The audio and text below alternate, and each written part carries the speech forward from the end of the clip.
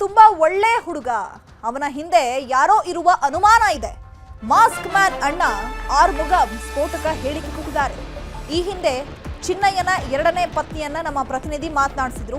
ಆಗ್ಲೂ ಕೂಡ ಚಿನ್ನಯ್ಯನ ಪತ್ನಿ ಸ್ಟೇಟ್ಮೆಂಟ್ ಕೊಟ್ಟಿದ್ರು, ನನಗೂ ಈ ವಿಚಾರಕ್ಕೂ ಸಂಬಂಧ ಇಲ್ಲ, ಈ ವಿಚಾರವನ್ನ ಯಾವತ್ತೂ ಕೂಡ ನನ್ನ ಪತಿ ಯಾವತ್ತೂ ಚರ್ಚೆ ಮಾಡಿಲ್ಲ ಅಂತ. ಬಟ್ ಈಗ ಚಿನ್ನಯ್ಯ ಇಂತಹ ಕೆಲಸ ಮಾಡುವ ವ್ಯಕ್ತಿಯೇ ಅಲ್ಲ, ನನ್ನ ತಮ್ಮ ಚಿನ್ನಯ್ಯ ತುಂಬಾ ಒಳ್ಳೆ ಹುಡುಗ, ಮಾಸ್ಕ್ ಮ್ಯಾನ್ ಅಣ್ಣ ಆರ್ಮುಗಂ ಸ್ಫೋಟಕ ಹೇಳಿಕೆ ಕೊಟ್ಟಿದ್ದಾರೆ. ಚಿನ್ನಯ್ಯ ಇಂತಹ ಕೆಲಸವನ್ನ ಮಾಡುವ ವ್ಯಕ್ತಿಯೇ ಅಲ್ಲ, ಅವನ ಹಿಂದೆ ಯಾರಿದ್ದಾರೆ ಅನ್ನೋದು ಗೊತ್ತಿಲ್ಲ. 2 ತಿಂಗಳ ಹಿಂದೆ ಕೆಲಸಕ್ಕೆ ಹೋದವ ಮತ್ತೆ ಬಂದಿಲ್ಲ. ನನ್ನ ತಮ್ಮ ಯಾವುದೇ ಧರ್ಮಕ್ಕೂ ಮತಾಂತರ ಆಗಿಲ್ಲ, ನಾವು ಹಿಂದೂ ದೇವರ ಮೇಲೆ ನಂಬಿಕೆ ಇಟ್ಟಿದ್ದೇವೆ ಹೀಗಂತ ನ್ಯೂಸ್ 18ಗೆ ಚಿನ್ನಯ್ಯ ಅಣ್ಣ ಆರ್ಮುಗಂ ಹೇಳಿಕೆಯನ್ನ ಕೊಟ್ಟಿದ್ದಾರೆ.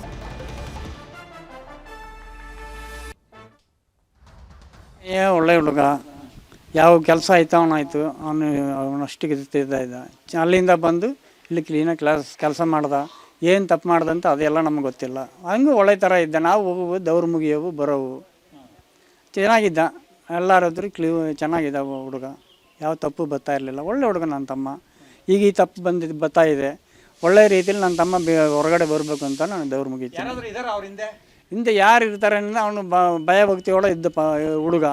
ಅಣ್ಣ ಈ ಥರ ಏನು ಮಾಡ್ತಾ ಇದ್ದಾರೆ ಅಂತ ನನಗೆ ಗೊತ್ತಿಲ್ಲ. ನನ್ನ ತಮ್ಮನ್ನ ನನಗೆ ಸ್ವಲ್ಪ ಅನುಮಾನ ಇದೆ, ಯಾರಂತ ನಮ್ಗೆ ಗೊತ್ತಲ್ಲ. ನಾವು ಇಲ್ಲಿ ನನ್ನ ತಮ್ಮ ಈ ಥರ ಕೆಲಸಕ್ಕೂ ಎಲ್ಲ ಹೋದನಲ್ಲ ಯಾವತ್ತು. ಯಾರೋ ಇರ್ತಾರೆ ಅಂತ ಕಾಣಿಸ್ತದೆ, ಯಾರಂತ ನನಗೆ ಗೊತ್ತ. ನನ್ನ ತಮ್ಮ ಹೇಳಿದ್ರೇ ಗೊತ್ತಾಗೋದು. ನನಗೇನು ಗೊತ್ತೈತೆ, ನನಗೆ ಅನುಮಾನ ಇದೆ. ನನ್ನ ತಮ್ಮ ಈ ಥರ ಎಲ್ಲ ಮಾಡ ಯಾವತ್ತು ಈ ಥರ ಕೆಲಸಕ್ಕೆಲ್ಲ ಹೋಗೋದಿಲ್ಲ. ಒಳ್ಳೆ ಹುಡುಗ. ಇಲ್ಲ ಕ್ರಿಶ್ಚಿಯನ್ಗೆಲ್ಲ ಹೋಗಲಿಲ್ಲ. ನಾವು ನೋಡಿ ಅವರು ಏನಾರು ಮಾಡ್ತಾರೆ ನಮ್ಗೆ, ಅವರು ನಮ್ಮ ಹತ್ರ ನಮ್ಮ ಜೊತೆಲಿ ಕೆಲಸಕ್ಕೆ ಬರ್ತಾರೆ, ಬಂದರೆ ಜ್ಯೂಸ್ ಕೊಡ್ತಾರೆ, ನಮ್ಮ ದೇವಸ್ಥಾನದಲ್ಲಿ ನಿಂತಾರೆ ಬರ್ತಾರೆ. ನಾವು ಒಂದು ಗ್ಲಾಸ್ ಕುಡಿತೀವಿ, ಹೋಗಿ ಕೂಡದಲ್ಲಿ ನಿಂತ್ಕೋತೀವಲ್ಲ, ಆದ್ರೇನು ಮಾಡ್ತಾರೆ, ಇವರು ದೇವಸ್ಥಾನಕ್ಕೆ ಬರ್ತಾರೆ ಅಂತ ಹೇಳ್ತಾರೆ ಅಷ್ಟೇ. ದೇವಸ್ಥಾನಕ್ಕೆ ಅದರಿಂದ ಹೋಗಲ್ಲ, ನಾವು ಹಿಂದೂ ದೌರನ್ನ ಕೊಂಡು ಏನು ಹೇಳಲಿಲ್ಲ. ನನ್ನ ತಮ್ಮ ಯಾವ್ದು ಹೇಳಲಿಲ್ಲ. ಅಣ್ಣ ಈ ಥರ ನಂಗೆ ಹಿಡಿಗೋ ಸ್ವಲ್ಪ ಇಷ್ಟ ಇಲ್ಲ, ನನಗೆ ಬಂದ್ಬಿಟ್ಟೆ ಅಂದ. ಸರಿ ಬಾಪ, ನಾನು ಅದು ಇದನ್ನು ನಾನು ಕೇಳ್ತಾ ಇದ್ದರೆ ಅಣ್ಣ ಹೆಣ್ಣು ಈ ಥರ ಹೇಳ್ತಾ ಇರ್ತಾನೆ ಅಂತ ಬೇಜಾರು ಮಾಡ್ಕೊತಾನೆ ಅಂದ್ಬಿಟ್ಟು, ಸರಿ ನಾನು ಜೈತೇನೆ, ನೀನು ಬಾಪ ನೀನು ದುಡ್ಕೊಂಡು ನಿನ್ನ ಮಕ್ಕಳು ಮರಿ ಸಾಕು ಅಂತೇಳಿ. ಬುರುಡೆ ಹಿಂದಿನ ಕಹಾನಿ ಬಗ್ಗೆ SIT ತನಿಖೆ ನಡೆಸ್ತಾ ಇದೆ. ಮಾಸ್ಕ್ ಮ್ಯಾನ್ ಚಿನ್ನಯ್ಯಗೆ SIT ಫುಲ್ ಡ್ರಿಲ್ ಮಾಡ್ತಾ ಇದೆ. ಸಂಘಟಿತವಾಗಿ ಪ್ಲಾನ್ ಅಂತ ಚಿನ್ನಯ್ಯ ಈ ವಿಚಾರಣೆ ವೇಳೆ ಬಾಯಿ ಬಿಟ್ಟಿದ್ದಾನೆ. ಈತ ಮೊದಲಿಗೆ ಪ್ರತ್ಯಕ್ಷ ಆಗಿದ್ದೆ ತನ್ನ ಕೈಯಲ್ಲಿ ಒಂದು ತಲೆ ಬುರುಡೆಯನ್ನ ಹಿಡ್ಕೊಂಡು, ನಾನು ಸಾಕಷ್ಟು ಶವಗಳನ್ನ ಹೂತು ಹಾಕಿದ್ದೀನಿ, ಆ ಶವಗಳಲ್ಲಿ ಒಂದಾದಂತಹ ಈ ತಲೆ ಬುರುಡೆಯನ್ನ ನಾನೇ ತಂದಿದ್ದೀನಿ ಅಂತ ಸ್ಟೇಟ್ಮೆಂಟ್ ಕೊಟ್ಟಿದ್ದ. 164 ಹೇಳಿಕೆಯನ್ನ ಕೋರ್ಟ್ ಮುಂದೆ ಹೇಳಿದ್ದ. ಆದ್ರೆ ಈಗ ಬುರುಡೆ ಹಿಂದಿನ ಕಹಾನಿ ಬಗ್ಗೆ SIT ತನಿಖೆ ಮಾಡ್ತಾ ಇದೆ. ಮಾಸ್ಕ್ ಮ್ಯಾನ್ ಚಿನ್ನಯ್ಯಗೆ SIT ಫುಲ್ ಡ್ರಿಲ್ ಮಾಡಿದ ಬಳಿಕ ಸಂಘಟಿತವಾಗಿ ಪ್ಲಾನ್ ಅಂತ ಚಿನ್ನಯ್ಯ ಬಾಯಿ ಬಿಟ್ಟಿದ್ದಾನೆ.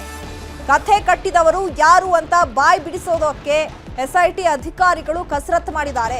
ತಿಮರೋಡಿ ಗಿರೀಶ್ ಮಟ್ಟಣ್ಣವರ್ಗೆ ನೋಟಿಸ್ ನೀಡುವ ಸಾಧ್ಯತೆ ಇದೆ. ಸಂಘಟಿತ ಅಪರಾಧ ಅಂತ ಕೇಸ್ ದಾಖಲು ಮಾಡುವಂತಹ ಸಾಧ್ಯತೆ ಇದೆ.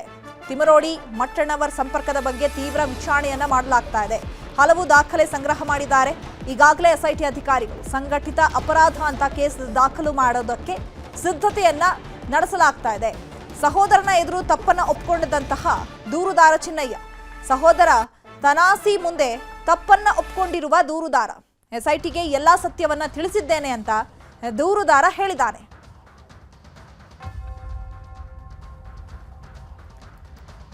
ಈ ಬಗ್ಗೆ ಮತ್ತಷ್ಟು ಮಾಹಿತಿಯನ್ನ ಕೊಡ್ತಾರೆ ನಮ್ಮ ಪ್ರತಿನಿಧಿ ಕಿಶನ್, ನೇರ ಸಂಪರ್ಕದಲ್ಲಿ ಜಾಯ್ನ್ ಆಗಿದ್ದಾರೆ. ಕಿಶನ್, ಈಗ ಬುರುಡೆ ಹಿಂದಿನ ಕಹಾನಿಯನ್ನ SIT ತನಿಖೆ ಬಳಿಕ ಯಾವ ರೀತಿಯಾಗಿ ಹೊರಬರುತ್ತೆ ಅನ್ನುವಂಥದ್ದು ತೀವ್ರ ಕುತೂಹಲ ಇರುವಂಥದ್ದು. ಈ ಹಿಂದೆಯೇ SIT ಅಧಿಕಾರಿಗಳು ತೀವ್ರ ವಿಚಾರಣೆ ಮಾಡಬೇಕಾಗಿತ್ತು, ಬಟ್ ಆತ ಸಾಕ್ಷಿದಾರ ಜೊತೆಗೆ ದೂರುದಾರ ಆಗಿದ್ರಿಂದ ವಿಚಾರಣೆ ಮಾಡಕ್ಕಾಗಿರ್ಲಿಲ್ಲ. ಬಟ್ ಈ ಒಂದು ವಿಚಾರಣೆಯ ಸಂದರ್ಭದಲ್ಲಿ ಆತ ಬುರುಡೆಯ ಹಿಂದಿನ ಕಹಾನಿಯನ್ನ ಬಾಯ್ಬಿಟ್ಟಿದ್ದಾನ. ಇನ್ನು ಏನೆಲ್ಲ ಟ್ವಿಸ್ಟ್ಗಳು ಹೊರಬರುವಂತಹ ಸಾಧ್ಯತೆಗಳಿದೆ?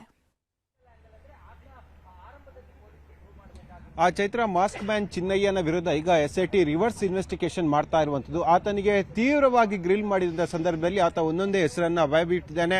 ಪ್ರಮುಖವಾಗಿ ಆತ ಯಾವಾಗ ಉಜಿರೆಗೆ ಬಂದ, ಅನಂತರವಾಗಿ ಯಾರೆಲ್ಲ ಇದ್ರ ಜೊತೆ ಪ್ಲಾನ್ ಮಾಡಿದ್ರು, ಪಾತ್ರಧಾರಿ ಈತನಾದ್ರೂ, ಸೂತ್ರಧಾರಿ ಯಾರು ಅನ್ನೋದ್ರ ಬಗ್ಗೆ SIT ಬಹಳ ಡೆಪ್ತ್ ಆಗಿ ವಿಚಾರಣೆ ಮಾಡಿದೆ. ಈ ಡೆಪ್ತ್ ವಿಚಾರಣೆ ಸಂದರ್ಭದಲ್ಲಿ ಸುಮಾರು 12 ಮಂದಿಯ ಹೆಸರನ್ನ ಆತ ಉಲ್ಲೇಖ ಮಾಡಿದ್ದಾನೆ. ಜೊತೆಗೆ ಇಬ್ರು ಪ್ರಮುಖರ ಹೆಸರನ್ನ ಕೂಡ ಆತ ಉಲ್ಲೇಖ ಮಾಡಿ ಹೇಳಿರುವಂತದ್ದು, ನನ್ನ ಎಲ್ಲ ಪ್ಲಾನ್ಗಳ ಹಿಂದೆ ಇರುವಂತವರು ಇವರಿಬ್ರು ಅಂತೇಳಿ. ಹಾಗಾಗಿ SIT ನೇರವಾಗಿ ಅವರಿಬ್ಬರಿಗೆ ವಿಚಾರಣೆಗಾಗಿ ನೋಟಿಸ್ ಕೊಡೋಕೆ ಈಗ ಬಹಳಷ್ಟು ತಯಾರಿಯನ್ನು ಕೂಡ ಮಾಡ್ತಾ ಇದೆ. ಯಾಕಂದ್ರೆ ಯಾವುದೇ ಒಂದು ನೋಟಿಸ್ ಕೊಡುವ ಸಂದರ್ಭದಲ್ಲಿ SIT ಅಲ್ಲಿ ಕೂಡ ಸಾಕಷ್ಟು ದಾಖಲೆಗಳು ಬೇಕಾಗುತ್ತೆ. ಹಾಗಾಗಿ ದಾಖಲೆಗಳ ಸಂಗ್ರಹ ಆಗಿದೆ. ಸಂಗ್ರಹದ ಹಿನ್ನೆಲೆಯಲ್ಲಿ SIT ಇವತ್ತು ಅಥವಾ ನಾಳೆ ಅವರಿಬ್ಬರಿಗೂ ಕೂಡ ನೋಟಿಸ್ ಕೊಡುವಂತಹ ಸಾಧ್ಯತೆಗಳು ಕೂಡ ಇದೆ. ಜೊತೆಗೆ ಯಾವಾಗ ನೀನು ಉಜಿರೆಗೆ ಬಂದೆ ಮತ್ತು ಈ ಸಣ್ಣ ಎಳೆಯನ್ನ ಯಾವ ರೀತಿಯಾಗಿ ಸ್ಟೋರಿಯಾಗಿ ಮಾರ್ಪಾಟು ಮಾಡಿದ್ದೀರಿ ಮತ್ತು ಹಂತ ಹಂತವಾಗಿ ಈ ತರದ ಹೇಳಿಕೆಯನ್ನು ಕೊಡಕ್ಕೆ ಯಾರು ಪ್ರೇರಣೆ ಕೊಟ್ಟರು, ಇದು ಸಂಘಟಿತವಾದ ಕಾರ್ಯನ ಅನ್ನೋದ್ರ ಬಗ್ಗೆ ಕೂಡ SIT ತನಿಖೆಯನ್ನ ಮಾಡ್ತಾ ಇದೆ. ತನಿಖೆ ವೇಳೆಯಲ್ಲಿ ಹಲವು ಮಾಹಿತಿಗಳನ್ನ, ಸ್ಫೋಟಕವಾದ ವಿಚಾರಗಳನ್ನ ಚಿನ್ನಯ್ಯ ಅಧಿಕಾರಿಗಳ ಮುಂದೆ ತೆರೆದಿಟ್ಟಿದ್ದಾನೆ. ಹಾಗಾಗಿ ಇದೊಂದು ಸಂಘಟಿತ ಆರೋಪ ಎಂಬ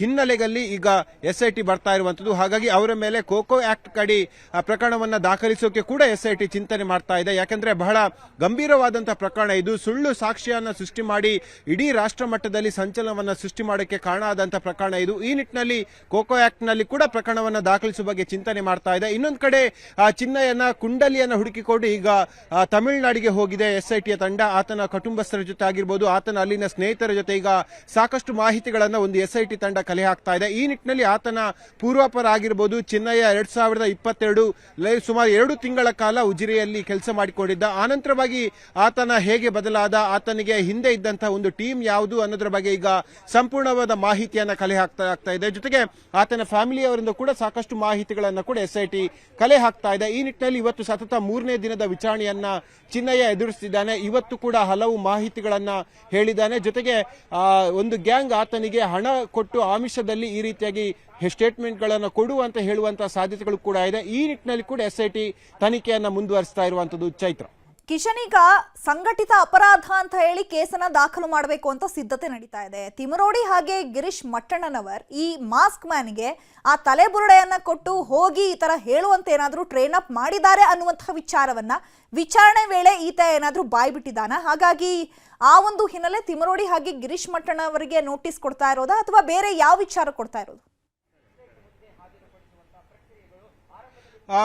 ಅನಾಮಿಕ ಏನು ಚಿನ್ನಯ್ಯ ಇದ್ದಾನೆ, ಮಾಸ್ಕ್ ಮ್ಯಾನ್ ಚಿನ್ನಯ್ಯ ಇದ್ದಾನೆ, ಆತ ಪ್ರಮುಖವಾಗಿ 2 ವರ್ಷಗಳ ಹಿಂದೆಯೇ ಗಿರೀಶ್ ಮಟ್ಟಣ್ಣವರ ತಂಡಕ್ಕೆ ಪರಿಚಯ ಆಗಿದ್ದ. ಆದ್ರೆ ಆತ ಅವಾಗ್ಲೂ ಕೂಡ ಹೇಳ್ತಾ ಇರುವಂತ ಒಂದೇ, ನಾನು ಅಲ್ಲಿ ಹೆಣಗಳನ್ನು ಹೂತಿದ್ದೇನೆ ಅಂತ ಹೇಳಿ. ಮೊನ್ನೆ ಲಾಯರ್ಗಳ ಮುಂದೆ ಅಥವಾ ಕೋರ್ಟ್ನ ಮುಂದೆ ಶರಣಾದಂತ ಸಂದರ್ಭದಲ್ಲಿ ಅವಾಗ್ಲೂ ಕೂಡ ಆತ ಹೇಳಿರೋದೊಂದೇ, ನಾನು ಅಲ್ಲಿ 100 ಹೆಣಗಳನ್ನು ಹೂತು ಹಾಕಿದ್ದೇನೆ ಅಂತ ಹೇಳಿ. ಆದ್ರೆ ಇದಕ್ಕೆ ಸಮರ್ಪಕವಾದ ದಾಖಲೆಗಳು ಕೂಡ ಇಲ್ಲ. ಜೊತೆಗೆ ಆತ ಒಂದು ಜುಲೈ 11ನೇ ತಾರೀಕು ಬೆಳ್ತಂಗಡಿ ಕೋರ್ಟಿಗೆ ಒಂದು ಬುರುಡೆಯನ್ನ ತಂದೊಪ್ಪಿಸಿದ. ಅದು ಎಲ್ಲಿಂದ ತಂದಿರೋದು ಅನ್ನೋದ್ರ ಬಗ್ಗೆ ಸಾಕಷ್ಟು ವಿಚಾರಣೆ ಆಗ್ತಾ ಇದೆ. ಒಂದು ಕಡೆ ಇನ್ನು ಒಂದು ಪಾರ್ಟಿ ಹೇಳ್ತಾ ಇರುವಂತದ್ದು, ಇಲ್ಲ ಅದು ಒಂದು ಕಾಡಿನಿಂದ, ಅಂದ್ರೆ ಧರ್ಮಸ್ಥಳದ ವ್ಯಾಪ್ತಿಯ ಕಾಡಿನಿಂದ ತಂದಂತಹ ಬುರುಡೆ, ಅದಕ್ಕೆ ಮಣ್ಣಿನ ಪರೀಕ್ಷೆ ಕೂಡ ಮಾಡಲಾಗಿದೆ, ಸಾಯಿಲ್ ಟೆಸ್ಟ್ ಕೂಡ ಮಾಡಲಾಗಿದೆ ಅಂತ ಹೇಳಲಾಗ್ತಾ ಇದೆ. ಆದ್ರೆ ಇದರ ಹಿಂದೆಯೂ ಕೂಡ ಇನ್ನೊಂದು ಮಸಲತ್ತಿರೋ ಬಗ್ಗೆ SITಗೆ ಈಗ ಸೂಕ್ಷ್ಮವಾದ ಮಾಹಿತಿಗಳು ಬರ್ತಾ ಇರುವಂತದ್ದು. ಚಿನ್ನಯ್ಯನಿಗೆ ಬುರುಡಿಯನ್ನ ಕೊಟ್ಟು ಕೋರ್ಟಿಗೆ ಹಾಜರುಪಡಿಸೋಕೆ ಕೂಡ ಒಂದು ತಂಡ ವ್ಯವಸ್ಥಿತವಾಗಿ ಕೆಲಸವನ್ನ ಮಾಡ್ತಾ ಇತ್ತು ಅನ್ನೋದ್ರ ಬಗ್ಗೆ SIT ಈಗ ಮಾಹಿತಿಗಳು ಲಭ್ಯ ಆಗ್ತಾ ಇದೆ. ಈ ನಿಟ್ಟಿನಲ್ಲಿ ಇದೇ ಕಾರಣಕ್ಕಾಗಿ ಇಬ್ಬರಿಗೂ ಕೂಡ ನೋಟಿಸ್ ಕೊಡುವ ಸಾಧ್ಯತೆಗಳು ಇರುವಂತದ್ದು. ಜೊತೆಗೆ ಆತನಿಗೆ ಟ್ರೈನ್ ಅಪ್ ಮಾಡಿರೋ ವಿಚಾರ ಆಗಿರ್ಬೋದು, ಮನೆಯಲ್ಲಿ ಆಶ್ರಮ ಕೊಟ್ಟಂತಹ ವಿಚಾರ ಆಗಿರ್ಬೋದು, ಜೊತೆಗೆ ಬೇರೆ ಬೇರೆ ಕಾರಣಕ್ಕಾಗಿ ಈಗ ಚಿನ್ನಯ್ಯನ SIT ಅಧಿಕಾರಿಗಳು ಹಂತ ಹಂತವಾಗಿ ವಿಚಾರಣೆ ಮಾಡ್ತಾ ಇದ್ದಾರೆ. ಕಳೆದ ಇಷ್ಟು ದಿನಗಳಿಂದ ಚಿನ್ನಯ್ಯ ಎಲ್ಲಿ ಹೋಗ್ತಾ ಇದ್ದ, ವಕೀಲರ ಜೊತೆ ಹೋಗ್ತಾ ಇದ್ದಂತಹ ಚಿನ್ನಯ್ಯ ಒಂದು ಅಜ್ಞಾತ ಸ್ಥಳದಲ್ಲಿ ಇದ್ದ ಅಂತ ಹೇಳಲಾಗ್ತಾ ಇದೆ. ಆದ್ರೆ ಆತನಿಗೆ ಆಶ್ರಯ ಕೊಟ್ಟಂತವ್ರು ಯಾರು ಅನ್ನೋದ್ರ ಬಗ್ಗೆ SIT ಅವರು ತೀವ್ರವಾದ ವಿಚಾರಣೆ ಮಾಡಿದ ಸಂದರ್ಭದಲ್ಲಿ ಆತ ಹೆಸರು ಹೇಳಿರುವಂತದ್ದು ಮಹೇಶ್ ಶೆಟ್ಟಿ ತಿಮರೋಡಿಯ ಬಗ್ಗೆ.